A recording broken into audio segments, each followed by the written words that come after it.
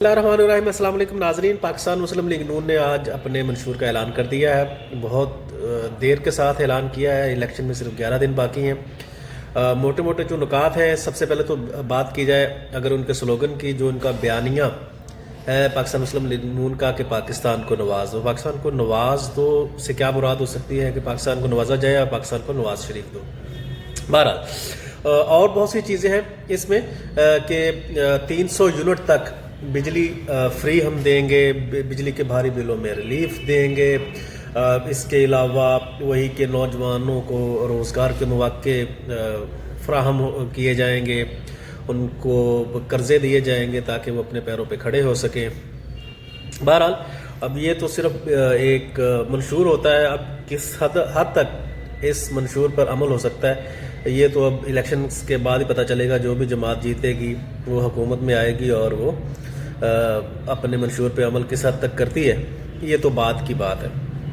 बहरहाल ये जो एक मंशूर, एक जितनी भी सियासी जमातें हैं उनके एक मंशूर का बड़ा अहम हिस्सा है कि जी 300 यूनिट तक फ्री बिजली हम देंगे।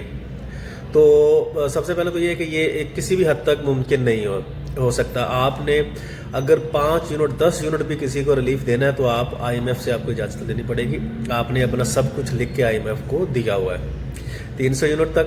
बहरहाल अवाम, ये जब बिलावल भुट्टो साहब से भी पिछले दिनों एक इंटरव्यू में पूछा गया तो उन्होंने कहा कि ख्वाब देखने पे तो कोई पाबंदी नहीं है।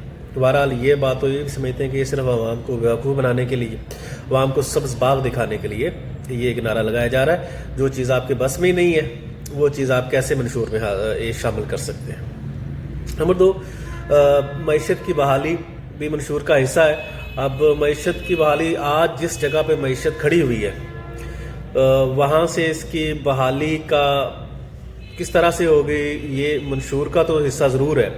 लेकिन पिछले जो अगर 16 माह की PDM की हम हुकूमत देखें उसमें मईशत के साथ जो हुआ है उसके बाद तो ये कहना बड़ा मुश्किल होगा कि अगले जो 5 साल हैं, अगर ये 5 साल हुकूमत पूरे करती है, जो भी हुकूमत आती है वो मईशत को अपने पैरों पे खड़ा कर सकेगी। बहरहाल अच्छा मंशूर है।